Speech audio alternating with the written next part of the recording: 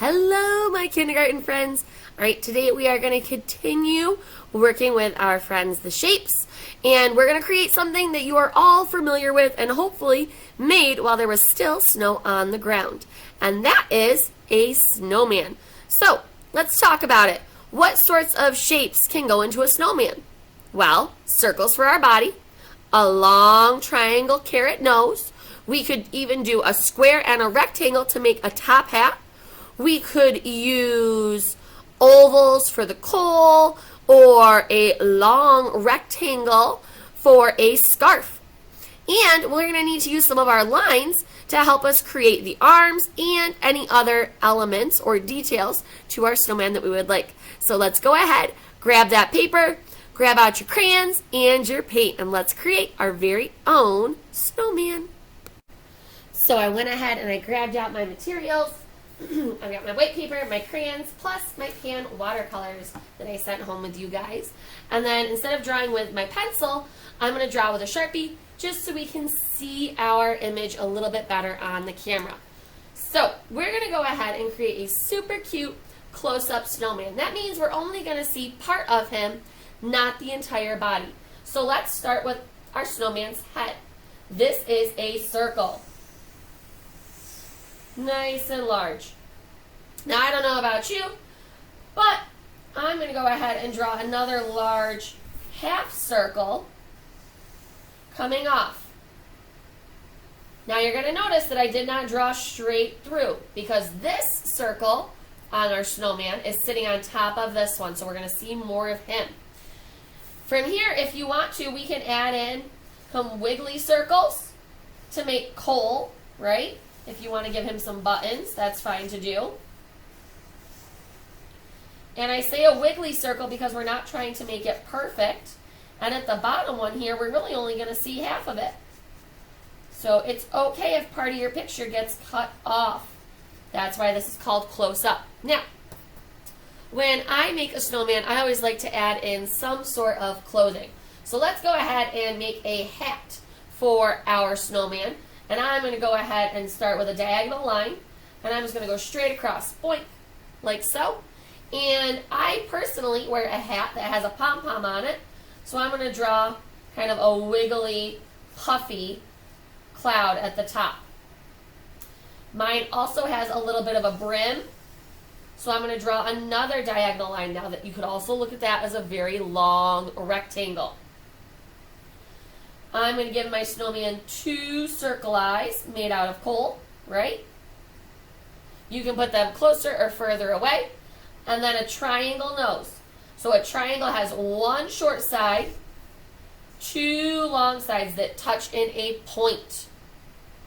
All right? You can also think about this as the start to a letter A or a letter V, and you just close it at the bottom. And then I'm going to give my snowman a little smile, boink.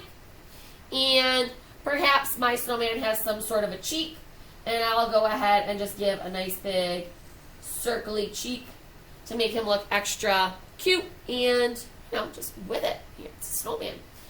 I'll go to my arms, and let's just make some really simple stick arms. So I'll do some vertical or diagonal lines. I can come off, make my stick arms however I feel like. Alrighty. We can also play around with our hat and adding in patterns. Maybe I want to do some straight lines coming down. And inside each one of those straight lines, I will color in with my crayons a different color. Maybe down here, they become diagonal lines all the way down my hat. Alright. Now, here's why I want you guys to do this with your black crayon. Because it will protect your white snowman when we go to use our watercolors. So here's what I mean by that. Just like in the past when we've done our crayon resists, the wax in our crayon stops the water from going too far. So it's like we're building a little wall around whatever it is that we are drawing, and it protects it and keeps it safe. The water cannot come in. So if you need to, peel your crayon, kind of like Miss Cutting is doing. Ask one of your grown-ups to help you out.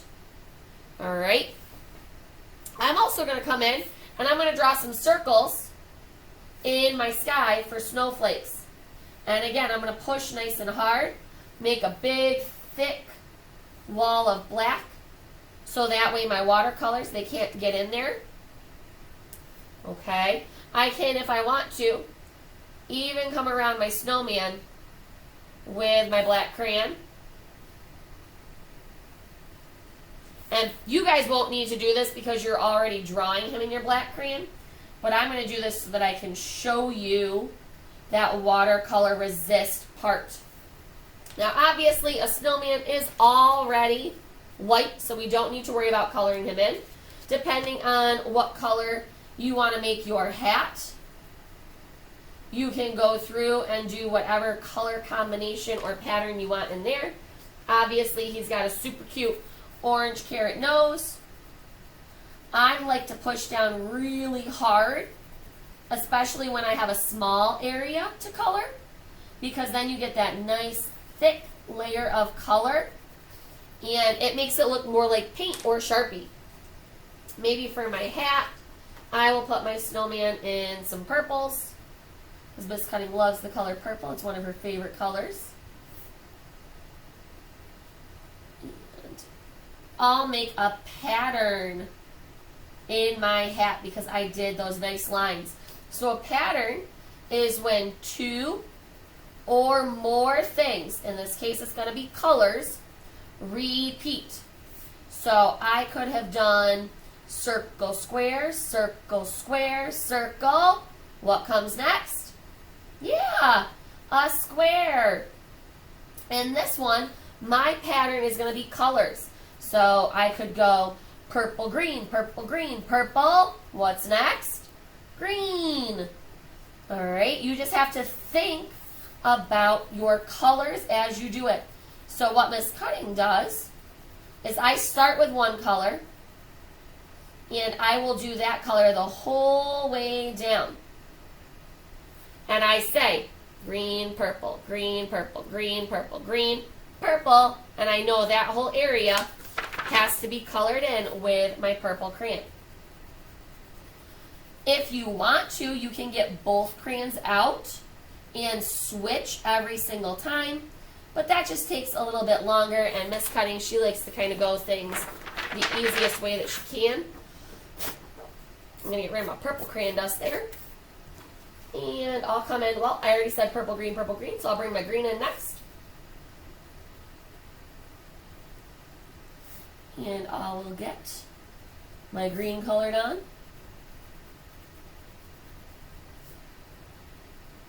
And then last but not least, guys, is using your watercolors to fill in your sky. If you want to go with a nice bright blue sky, go for it. If you want to go with a sunrise or a sunset, have at, play around with those colors. That part is up to you.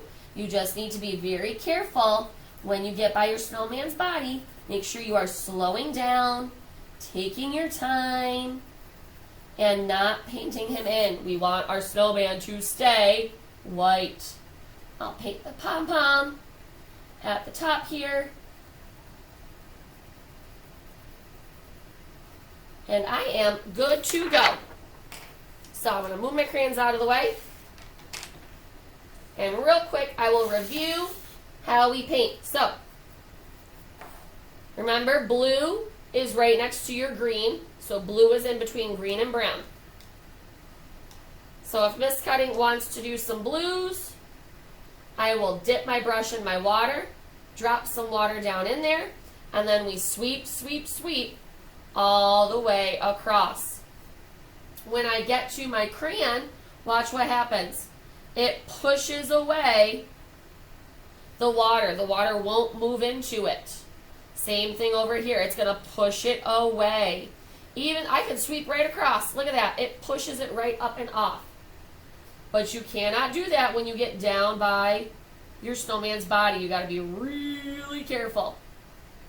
So I'm going to go ahead, guys, finish coloring in my sky, and I will see you during the wrap up.